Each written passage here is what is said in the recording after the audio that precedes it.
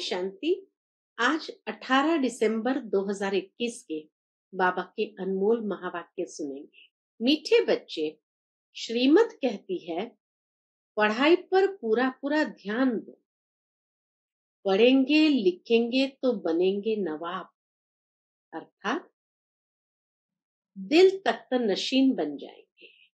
नवाब बनेंगे माना बाबा के दिल तख्त नशीन बन जाएंगे। आज की मुरली से प्रश्न है, सर्विस की वृद्धि न होने का कारण क्या है?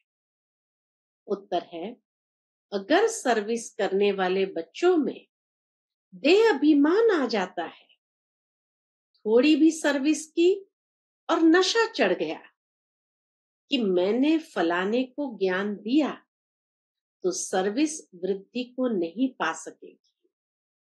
बच्चे ये भूल जाते हैं कि इनको बाबा ने टच किया है। देह अभिमान ही सर्विस को बढ़ने नहीं देता। इसलिए बाबा बार बार युक्ति बताते हैं कि देही अभिमानी भव। आज की मुरली से पहले गीत बजा है, हमें उन राहों पर चलना है जहां गिरना और संभलना है। ओम शांति। एक है सदैव परमधाम में रहने वाला ऊंचे ते ऊंचा बाप। उस शिव बाबा के नीचे विष्णु का चित्र है। अभी तुम जानते हो कि हमको शिव बाबा विष्णुपुरी का मालिक बना रहे हैं।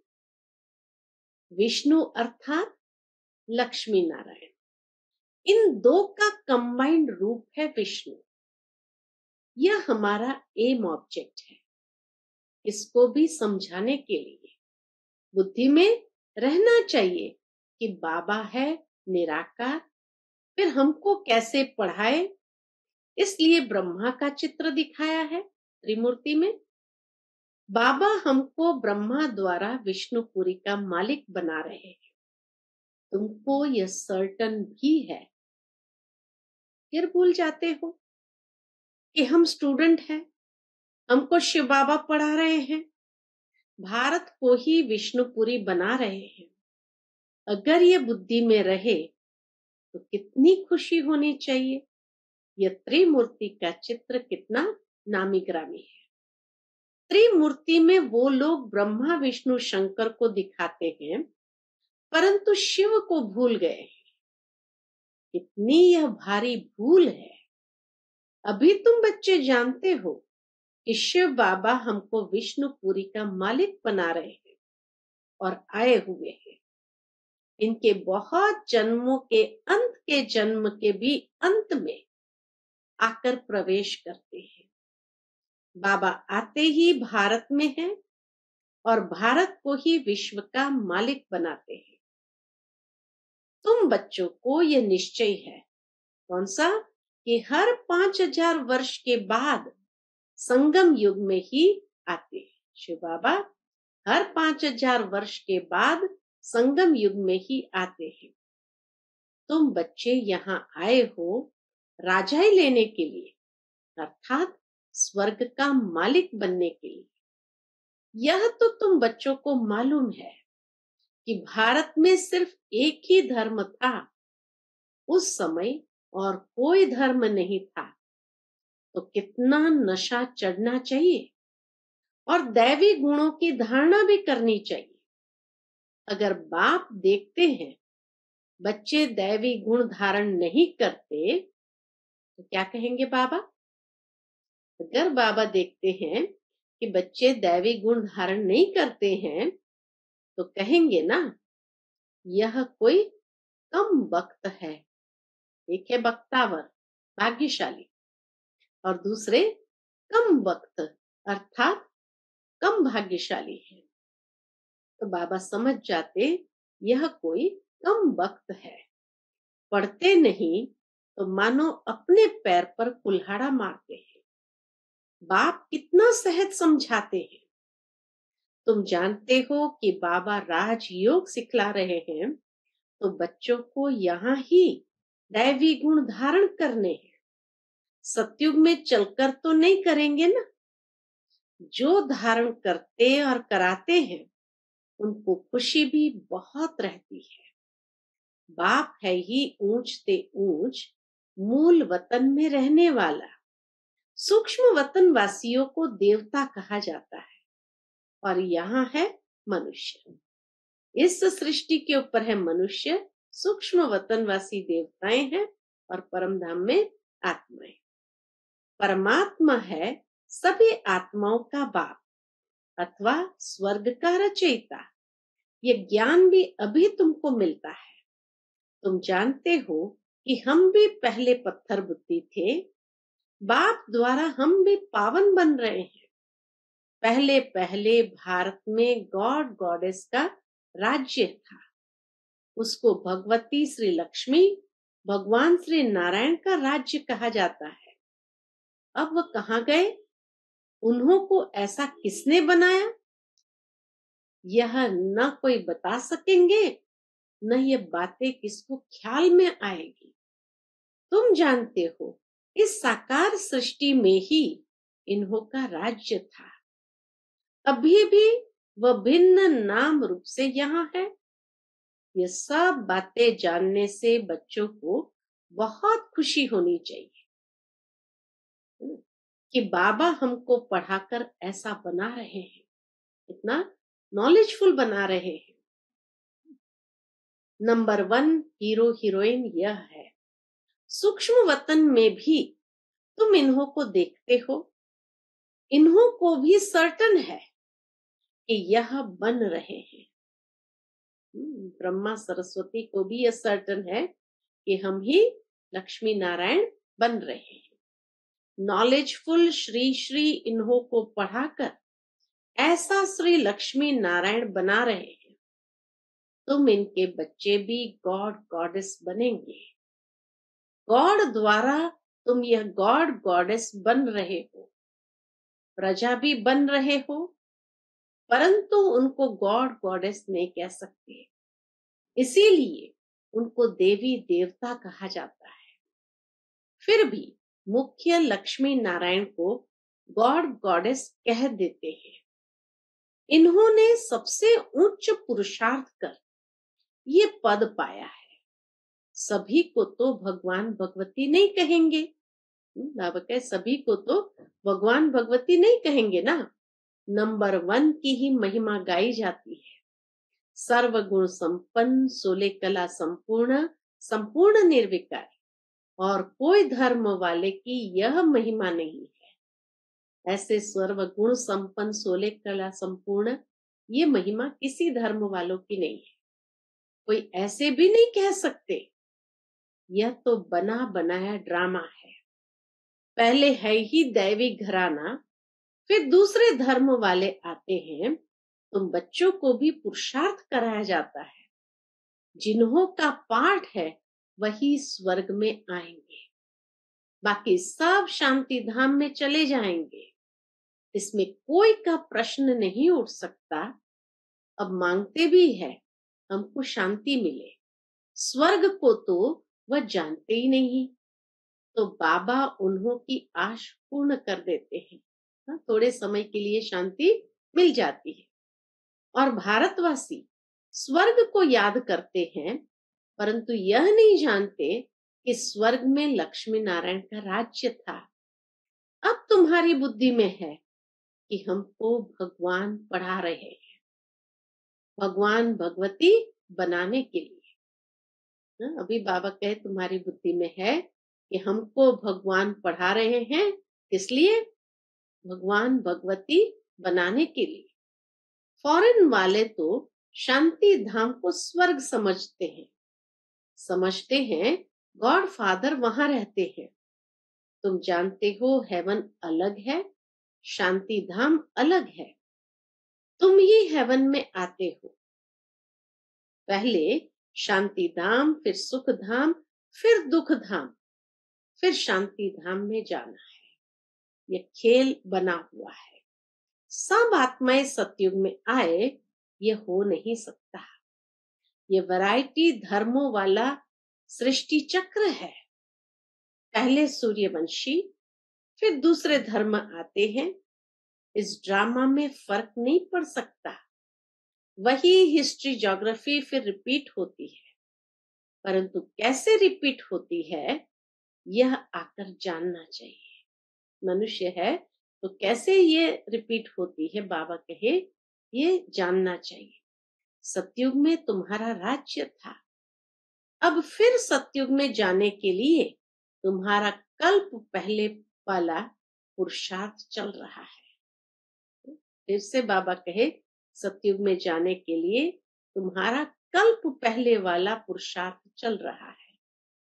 तुम बच्चे हर एक धर्म के आदि मध्य अंत को जानते हो। क्रिश्चियन धर्म कब स्थापन होता है, कैसे होता है, कैसे वृद्धि को पाता है, ये झाड़ में साफ दिखाया हुआ है कि नए नए जो आते हैं उनकी कैसे टाल टालियां निकलती है, उनके कितने पत्ते होंगे। बाबा कहे उनके कितने पत्ते होंगे, बहुत थोड़े। प्रजापिता ब्रह्मा को ग्रेट ग्रेट ग्रैंडफादर कहा जाता है। पहले हैं देवी देवता धर्म, फिर और बिरादरियां निकलती है। अब अंत में झाड़ जड़ जड़ीभूत अवस्था को पाता है। मनुष्य को इस सृष्टि रूपी झाड़ का पता ही नहीं है। तुम जानते हो ये अनादि अविनाशी ड्रामा है। इसमें इस ड्रामा में एक सेकंड का भी फर्क नहीं पड़ सकता। इस झाड़ की आयु भी एक्यूरेट है। यह मनुष्य सृष्टि रूपी बेहद का नाटक है। यहाँ हम आते हैं पाठ बजाने। ये ज्ञान बाबा ही समझाते हैं। यह शास्त्र सब भक्ति मार्ग के हैं। आधा कल भक्ति मार्ग चलता है, उसमें एक सेकंड भी फर्क नहीं पड़ सकता। इस ज्ञान की प्रालब्ध भी एक्यूरेट आधा कल्प चलती है। कितनी सुंदर बात बाबा ने कही। इस ज्ञान की प्रालब्ध भी एक्यूरेट आधा कल्प चलती है। जिसने जो पाठ बजाया वही बजाएंगे। अब तुम्हारी बुद्धि बेहद की हो गई है। औरों की बुद्धि को भी बेहद में लाना है, तभी तुम बेहद विश्व के मालिक बनते हो। निराकारी दुनिया में है निराकारी बाप और निराकारी आत्माएं सब बच्चे। सूक्ष्म वतन का पाठ तो बहुत थोड़े समय का है। अब इस साकारी दुनिया में सबसे नंबर 1 सुप्रीम कौन है? लक्ष्मी नारायण। सुप्रीम बाप ही सुप्रीम धर्म की स्थापना करते हैं, और कोई भी धर्म को तुम सुप्रीम नहीं कह सकते हो। अभी तो सभी तमो प्रधान है। एक बाप ही है जो एवर प्योर है, एवर सुप्रीम है। बाकी सबको सतो रजो तमो में आना है। अब तो तमो प्रधान दुनिया का विनाश होना ही है। इन आंखों से जो कुछ देखते हो सब विनाश होने वाला है। जब नया मकान बनता है तो पुराना खत्म करना ही पड़ता है। तुम बच्चे नई दुनिया का साक्षात्कार भी करते हो। अब पुरानी से दिल क्या करो, हटानी है। गीत है ना, जाग सजनिया जाग। बाप तुमको अर्थ समझाते हैं कि बच्चे अब नई दुनिया स्थापन हो रही है, तो अब तुम्हारी बुद्धि में स्मृति आ गई है कि हमारा इस ड्रामा में अविनाशी पार्ट है। हमको फिर भी आना है। आदि से अंत तक तुम्हारा ही पार्ट है। आधा कल्प के बाद और टाल टालियां भी निकलती ही रहती है। जब टालियां निकलना बंद हो जाएगी, अब कहे जब टालियां निकलना बंद हो जाएगी तब समझना कि वहां से आना बंद है। आत्माओं का परमधाम से आना बंद है। फिर यहां से जाना शुरू हो जाएगा। फिर ये सब इतनी आत्माएं कहाँ जाएगी? यह तुम बच्चे जानते हो। सतयुग में बहुत थोड़े मनुष्य होंगे। एक बिरादरी की फिर कितनी वृद्धि होती है, कितना बड़ा झाड़ होता है। अभी सभी तमो प्रधान मनुष्य का नाटक है अथवा कांटों का जंगल है। कि मनुष्य सृष्टि रूपी झाड़ एकदम विनाश नहीं हो जाता है। क्या बताया बाबा ने? ये मनुष्य सृष्टि रूपी झाड़ एकदम विनाश नहीं हो जाता है, बल्कि कितने भी तूफान आए परंतु एकदम विनाश नहीं होता, परिवर्तन जरूर होता है। अब तुम बच्चे कांटों से फूल बन रहे हो, ये बात भी जब धंधा धोरी में जाते हैं तो भूल जाते हैं। उन्हीं कांटों से फूल बन रहे हैं, बाबा कहे यह बात भी जब धंधे धोरी में जाते हैं तो भूल जाते हैं। जिनको धारणा होती है वह सारा दिन क्या करते हैं? विचार सागर मंथन करते रहते हैं कि कैसे हम सर्विस करें अथवा कांटों को फूल बनाएं। बाप सबसे बड़ा धर्मात्मा है जो साधुओं का भी उद्धार करने वाला है। बाप जब तक साकार में न आए तो मनुष्य का उद्धार कैसे हो? बाप निराकारी दुनिया से जब तक साकारी दुनिया में न आए तो मनुष्य का उद्धार कैसे हो? बाकी प्रेरणा से थोड़ी होगा। तो बाबा आकर सारा ज्ञान देकर तुमको त्रिकालदर्शी बनाते हैं, तो तुम बच्चों को कितना नशा रहना चाहिए। बाबा बहुत युक्तियां बताते हैं कि ऐसे ऐसे करेंगे तो बहुतों का कल्याण होगा। बाप को याद करो तो विकर्म विनाश हो जाएंगे, और चक्र को याद करो तो चक्रवर्ती राजा बन जाएंगे। औरों को भी बनाते जाओ। जैसे पढ़ाई से मनुष्य बैरिस्टर बन जाते हैं, तुम मनुष्य से देवता बन जाते हो। बाबा कहते हैं अगर आप समान नहीं बनाते तो गोया सर्विसेबल नहीं बने हो। सर्विस किसी की छिपी नहीं रह सकती है। बाबा कहे सर्विस किसी की छिपी नहीं रह सकती है। जो सर्विस करते हैं वो प्रत्यक्ष दिखाई देती है। तुम्हारा भी अंत में प्रभाव निकलेगा। अभी तो बच्चों की अवस्था क्या होती है?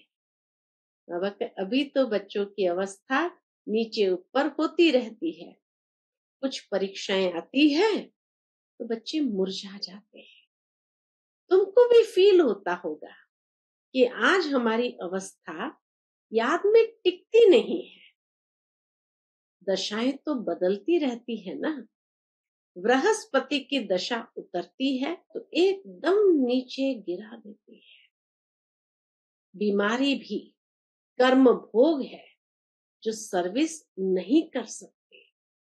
अभूल तो अंत में ही बनेंगे, परंतु सदैव ये नशा रहना चाहिए कि हमको परमपिता परमात्मा पढ़ा रहे हैं, इसलिए भगवान भगवती बनाने के लिए। अभी अगर फेल हुए तो कल्प कल्पांतर तुम्हारा ऐसा पाठ हो जाएगा। बाबा भी साक्षी होकर देख रहे हैं और अपने को भी देखना है कि हम क्या सर्विस करते हैं। कभी कभी माया बच्चों को थप्पड़ लगा देती है। श्रीमत पर न चलने के कारण माया मार मार कर मुर्दा बना देती है। सर्विस भी नहीं कर पाते, नहीं तो देख भी रहे हो कि माताएं कितनी सर्विस करती है। कोई कोई तो देह अभिमान में आकर कहते हैं हमने इनको ज्ञान दिया। ये भूल जाते हैं कि बाबा ने इनको टच किया। बाबा कहे ये भूल जाते हैं कि बाबा ने इनको टच किया है। बच्चों का नाम बाला करने के लिए देह अभिमान होने के कारण जो सर्विस होनी चाहिए वह नहीं हो पाती है। फिर कहते हैं बाबा भूल हो गई। बाबा ने समझाया है, बड़े आदमी को बहुत युक्ति से समझाना है। उन्हों से ही आवाज निकलेगा और वाह वाह होगी। परंतु बच्चों को अर्जुन योग की पावर भरनी है। अब बाबा आकर पुरुषार्थ करवाते हैं, फिर भी तकदीर में नहीं है तो श्रीमत पर चलते ही नहीं है। पढ़ेंगे लिखेंगे तो बनेंगे नवाब और बाबा के दिल पर चढ़ेंगे। देखो, सब बच्चे बाप को बुलाते हैं, क्यों? तो बाप भी बच्चों के दिल पर चढ़ा हुआ है। वह बाप भी बच्चों की दिल पर चढ़ा हुआ है। बाप ने सर्विस कर बच्चों को कितना गुलगुल बना दिया है। सर्विस करना तो फर्ज है। मैगजीन में लिख सकते हो, फलाना मरा, नथिंग न्यू। इस ड्रामा के राज को ब्राह्मण समझ सकते हो, शूद्र तो कुछ भी नहीं समझ सकते हैं। उनको तो संशय आता रहेगा। मैगजीन से भी तुम समझा सकते हो, वह लेंगे पढ़ेंगे, अगर नहीं समझ में आया तो फेंक देंगे। अगर किसकी तकदीर में नहीं है तो तदबीर क्या करेंगे? पुरुषार्थ क्या करेंगे? फिर जरा भी धारणा नहीं कर पाते, दिल भी नहीं होगी कि ऐसे को यह मंत्र देवे। जिसकी तकदीर में ही नहीं है तो जरा भी धारणा नहीं कर पाते, तो फिर उसके प्रति दिल भी नहीं होगी कि ऐसे को ये मंत्र देवे। इसको कहा जाता है महामंत्र मन मना भव। अच्छा, अगर खुद नहीं याद करते हो तो दूसरों का तो कल्याण करो। घर घर में ये पैगाम दो कि बाप कहते हैं मुझे याद करो, पतित पावन मैं ही हूं। सर्विस के लिए कितना माथा मारना चाहिए? एक पूछते ना, सर्विस के लिए कितना माथा मारना चाहिए? तो बाबा समझा देते, घर घर में जाकर ये पैगाम दो। अच्छा, मीठे मीठे सिकिलते बच्चों प्रति माता पिता बाप दादा का याद प्यार और गुड मॉर्निंग। रूहानी बाप की रूहानी बच्चों को नमस्ते। हम सब रूहानी बच्चों की रूहानी माता पिता बाप दादा को याद प्यार गुड मॉर्निंग और नमस्ते नमस्ते। शुक्रिया बाबा, शुक्रिया। आज की मुरली से धारणा के लिए मुख्य सार है। पहली पॉइंट, अपनी बुद्धि हद से निकाल बेहद में रखनी है। दूसरों को भी मदद में लाना है। इस पुरानी दुनिया से दिल हटा देना है। दूसरी पॉइंट, सदा खुशी में रहने के लिए धारणा करनी और करानी है। हमको भगवान पढ़ाते हैं, ये नशा रखना है। बाबा कहे ये नशा अंदर में रखना है कि कौन हमें पढ़ाते हैं। आज का बाबा का मधुर वरदान हम बच्चों के प्रति है, तपस्या द्वारा अपने विकर्मों व तमो गुण के संस्कारों को भस्म करने वाले तपस्वी मूरत भव। तपस्या द्वारा अपने विकर्मों व तमो गुण के संस्कार को भस्म करने वाले तपस्वी मूरत भव। जैसे अभी ईश्वरीय पालना का कर्तव्य चल रहा है, ऐसे लास्ट में तपस्या द्वारा अपने विकर्म और हर आत्मा के तमोगुणी संस्कार व प्रकृति के तमोगुण को भस्म करने का कर्तव्य चलना है। अभी तो ईश्वरीय पालना का समय चल रहा है, लेकिन फिर बाबा कहे जैसे जैसे आत्मा के तमोगुणी संस्कार बढ़ते जाएंगे, प्रकृति में भी तमोगुण ज्यादा होगा, उसको भस्म करने का कर्तव्य चलना है। इसके लिए सदा एक रस स्थिति के आसन पर स्थित हो अपने तपस्वी रूप को प्रत्यक्ष करो। आपकी हर कर्मेंद्रिय से देह अभिमान का त्याग और आत्म अभिमानी बनने की तपस्या प्रत्यक्ष रूप में दिखाई दे।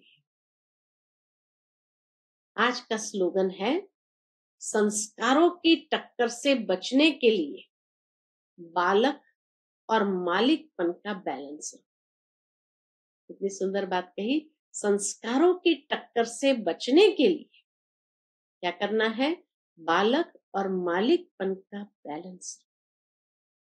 अच्छा, Om Shanti. To watch Peace of Mind channel videos on YouTube, subscribe us on youtube.com/.